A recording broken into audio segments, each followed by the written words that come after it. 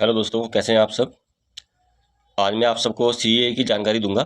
आप सब जानते हैं कि भारत में सीएए लागू हो चुका है और कई लोगों को इसके बारे में पता नहीं है। सीएए को गलत दिशा में ले जा रहे हैं, इसके बारे में गलत जानकारी लोगों तक पहुंचा रहे हैं। तो आज हम आपको बताएंगे कि सीएए है क्या। सीएए की पूरी जानकारी देंगे। यह किसको नागरिकता मिलेगी, ठीक है, और ये जो है कितने प्रकार के हैं सीएए, और सीएए देंगे सीएए है क्या।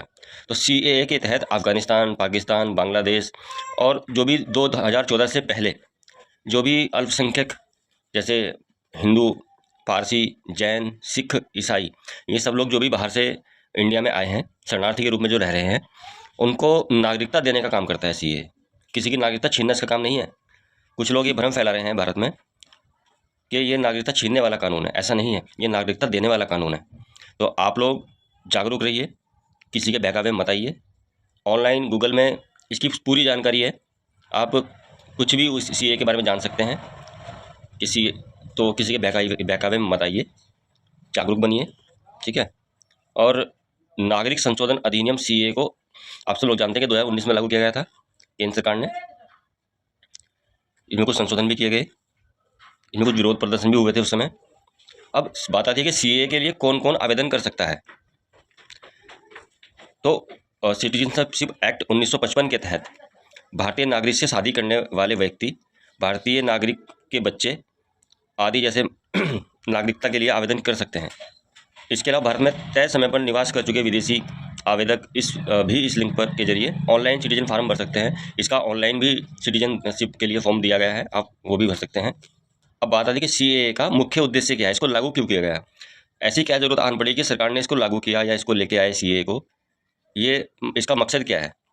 तो भाइयों सीधी सी है बात है, सीएए पाकिस्तान, अफगानिस्तान, बांग्लादेश के हिंदू, सिख, पारसी, बौद्ध और ईसाई अप्रवासी के लिए अवैध प्रवासियों की परिभाषा में संशोधन करना है, जो बिना दस्तावेज के भी भारत में रह रहे हैं।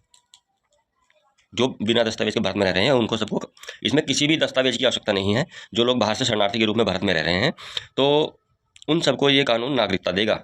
सिख, जैन, पारसी जो भी हैं, सारे धर्म, ईसाई वगैरह को सबको देगा। अच्छा, इसमें विवाद क्यों है, सीएए में विवाद क्यों है। इसकी जो विपक्षी राजनीतिक दल ये कहते हैं कि यह संविधान के अनुच्छेद 14 का उल्लंघन है। क्यों भाई, कैसे।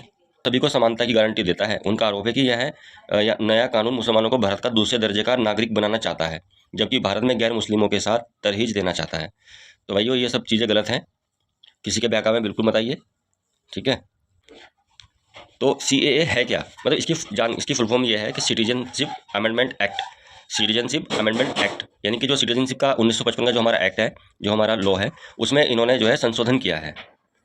और इसमें ये चीज़ डाल दी है कि भाई जो लोग हमारे बाहर से आए हैं, जैसे पाकिस्तान, बांग्लादेश, अफगानिस्तान, जो भी शरणार्थी इंडिया में भारत में रह रहे हैं, उनको शरण दी गई है जिनको, तो उन सभी को ये कानून नागरिकता देगा।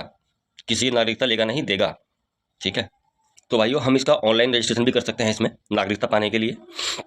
सीए पाकिस्तान, बांग्लादेश, अफगानिस्तान से आए बिना दस्तावेज वाले गैर मुस्लिम प्रवासियों को नागरिकता देने के लिए भारत की नागरिकता के लिए लोगों को एक ऑनलाइन पोर्टल पर रजिस्ट्रेशन करना होगा।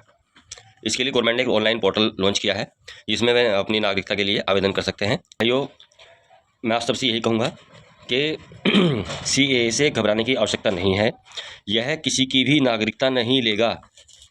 मैं ये बात बार बार दोहरा रहा हूँ, कुछ लोगों में भ्रम फैलाया जा रहा है। ये किसी की भी नागरिकता नहीं लेगा, ये नागरिकता देने वाला कानून है। आप बस ये बात समझ लें, छीनेगा नहीं किसी की, देगा, नागरिकता देगा, ठीक है। तो जय हिंद, वंदे मातरम, जय भारत।